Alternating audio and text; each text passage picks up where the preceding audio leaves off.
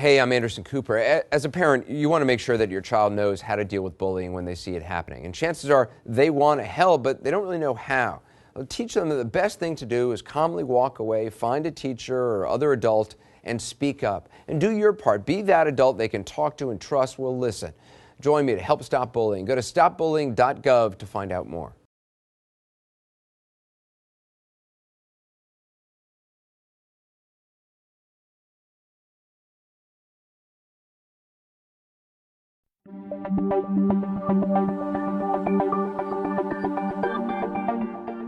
In Fairfield County, something new comes across my desk every day. Crimes are committed, cases are solved, and a community is made safe by the hardworking employees of the Fairfield County Sheriff's Office.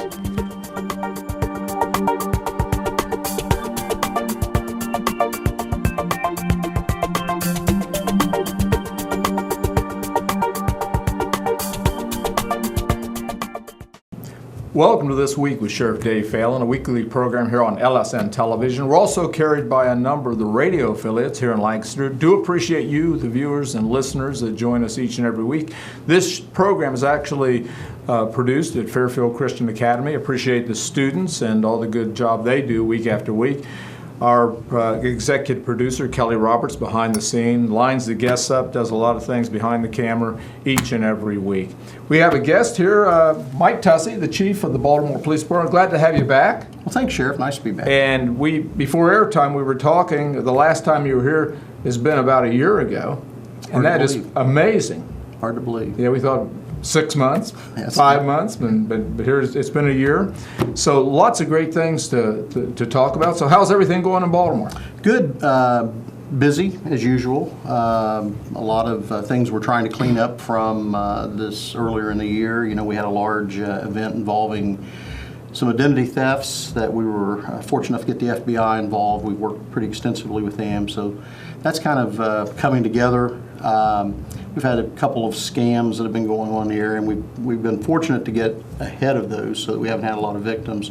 But as you know, it ebb and flow. So yeah, it's been a good year for us all in all. And you know, when we think about identity thefts, what are some things people can do to help protect their identity? Well, a couple of things. Be cautious any place that you are using your card, your bank card, whether it's a debit card, credit card, whatever it may be.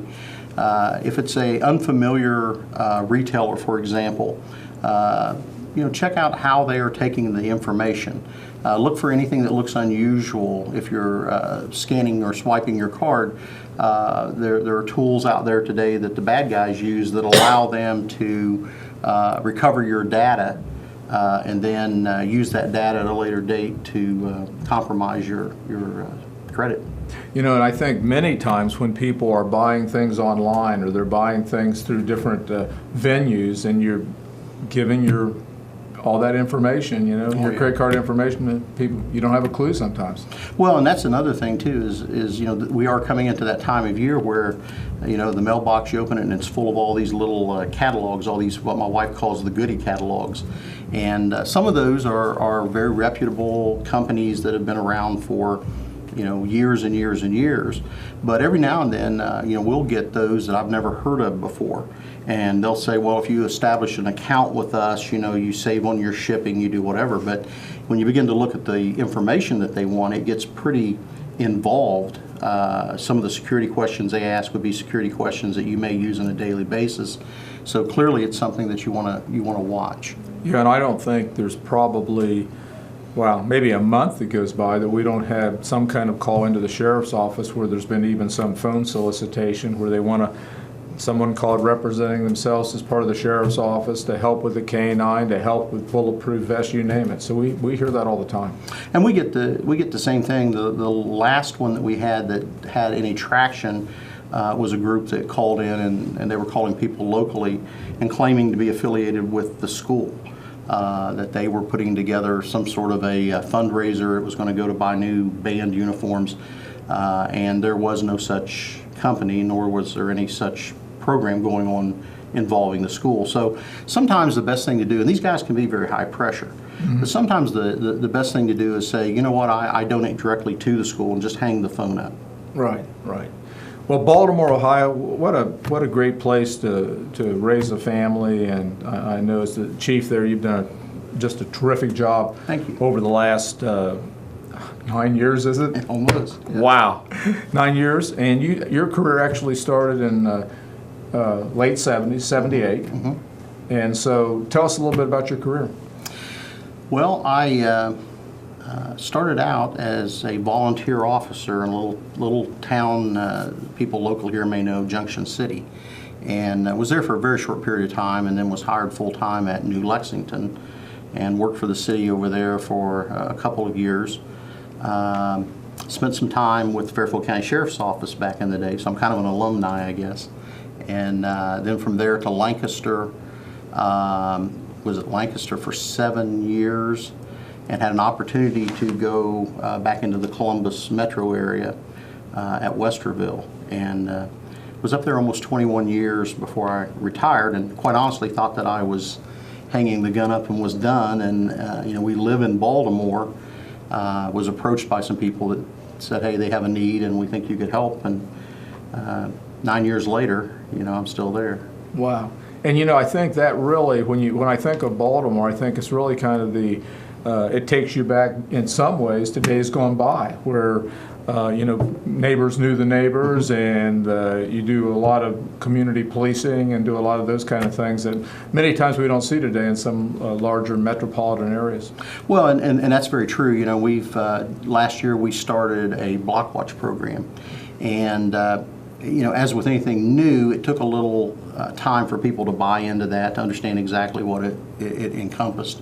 But fortunately, our block watch captain, who has a law enforcement background and is also very knowledgeable when it comes to the techno side of things, was able to put some social sites up that people could simply join by going there, sharing information, and it's been very, very helpful for us.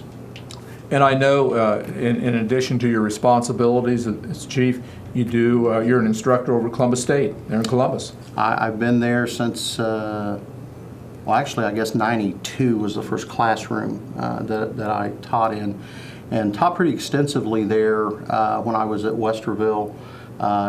Mostly all of the forensic classes, body recovery, things to do with testing procedures.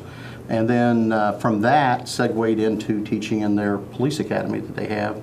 Still teaching the police academy for them, and am currently also involved with the Eastland Police Academy. And I know you share this. You know, one of the most important things you can do is encourage the correct people, the right people, to get into this profession. And with any profession, you have people that may be looking to get in for the wrong reasons. So that's one of the reasons that I've stayed in so long and enjoy it so much, I guess. And when you're teaching a class, do you have like a pretty good sense early on who is going to be as successful as far as a law enforcement officer, and who may have some issues? It's interesting because up front, within the first 2 to 3 weeks, you begin to recognize certain traits. You know, when you have the students that are habitually late, who come in unprepared, who come in not fully, you know, in a uniform that's in disarray, whatever, you realize that's a person that needs to get their life in order before they are probably going to move on and be successful in this business. And on the other side of it, you see a lot of people coming back, especially a lot of the military that are coming back, and they're really squared away. They come in and they understand that there is a discipline side to what we do, and that everyone has to work together as a team. So yeah, there are times that you feel obligated to sit down with someone and say, maybe, you know, there's another path that you might want to look at. But certainly, you know, we do everything we can to make every person successful, but it's up to them to succeed. My grandson just started college, and he's going into criminal justice. He wants to go into law enforcement. And one of the things I told him a number of years ago when he let me know, I said, you know, some of the things that you do today are going to affect your future, especially in law enforcement, because of the background test, the polygraph, the psychological. So I said, you just, got to keep that in mind. And I guess I would tell all young people out there, if they're interested in going into a field of law enforcement, make sure that you do the right thing, you study hard. And a lot of kids experiment, and unfortunately, some of those become disqualifiers later on. Well, that's right. And Baltimore, for example, we have a list of 18 disqualifiers. So when a person applies to us, the first thing we do is run through their background packet, which I think is about 15 pages. And we look to see if there's any of these disqualifiers. And some of the disqualifiers are pretty upfront, convictions for acts of violence, especially domestic violence, anything that would put them under disability as far as owning, possessing a firearm, extended drug use, things along that line. And for us as administrators, it's very, very important that we up front make the right decision who we're allowing to come into this profession. Because it is a sacred trust, and it is a career like none other. Oh, absolutely. And a lot of times, and I've said this in the last few weeks, you see like negative stories on the national news, and the reality is, in this country, there are, I think, like 40 million interactions every year between law enforcement and the citizens, and by and large, 99% of them, probably higher than that, are handled appropriately and in a professional manner. Well, and unfortunately, we live in an environment where there's always going to be someone out there or some group out there that wants to target a part of the government in order to make a point. And from day one of the things that I've understood is that when you are a uniformed police officer, you're the face of that government. Whether you're a deputy sheriff, you're the face of the county employees. That's who people relate to because they see you all the time, they interact.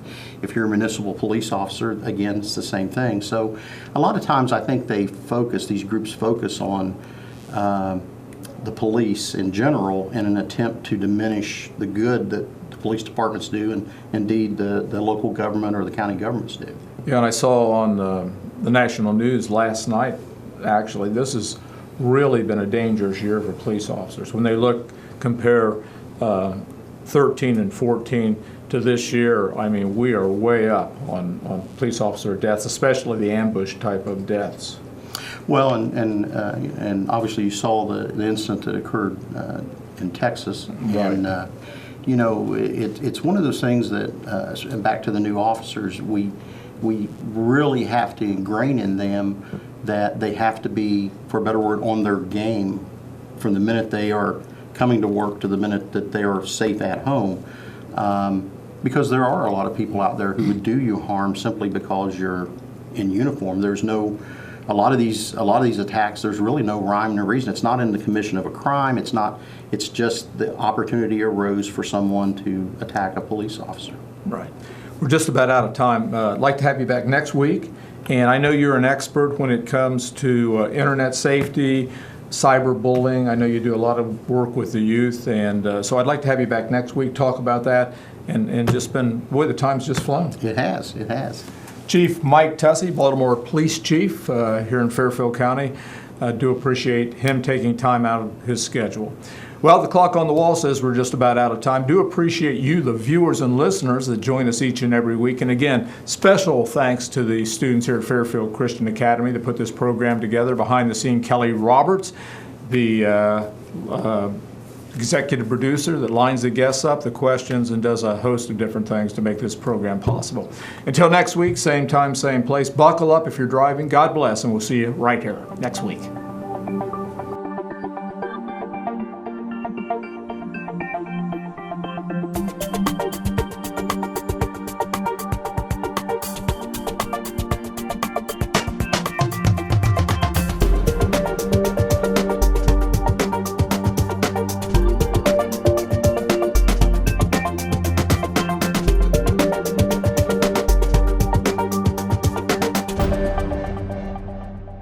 1929 in Chicago, a gentleman by the name of Marion Wade, a former minor league baseball player, started the company. It was just a moth-proofing company then. In 1952, it expanded to carpet cleaning and pioneered what is now called outsourcing. And the Sidwells wanted a community that had a lot of churches, had a lot of soccer opportunities, their kids love soccer, and a good Parks and Rec department, so they chose Lancaster. And so in 1980, they moved the franchise here in Lancaster to 6th Avenue. But then in 2002, Todd George, current owner, purchased the franchise from them. And in 2004, he bought a building that's on Mulberry Street, and that's where the franchise is located currently. I'm Jay Johnson, General Manager of Service Master Clean by Todd George, where we guarantee if it's not done right the first time, we'll do it again. Service Master Clean by Todd George, 740-687-1077, 740-687-1077.